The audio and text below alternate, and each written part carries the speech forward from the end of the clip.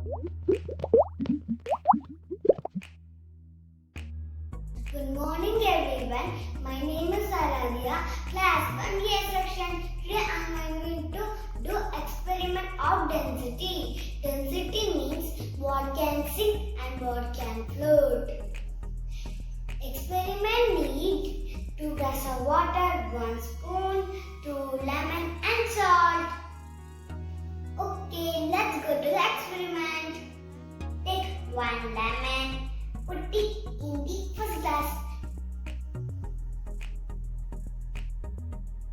You know it sink or float? I think it will sink. Okay, let's see. See, it sink! You know why this lemon sink? Lemon density more than water, so it sink. Okay, let's go to second glass. Take some salt. Open it. Put it in the second glass.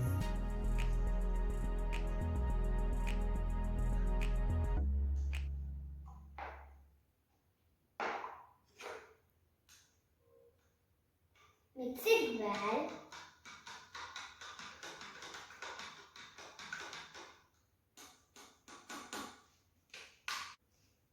Take the lemon, put it in the glass.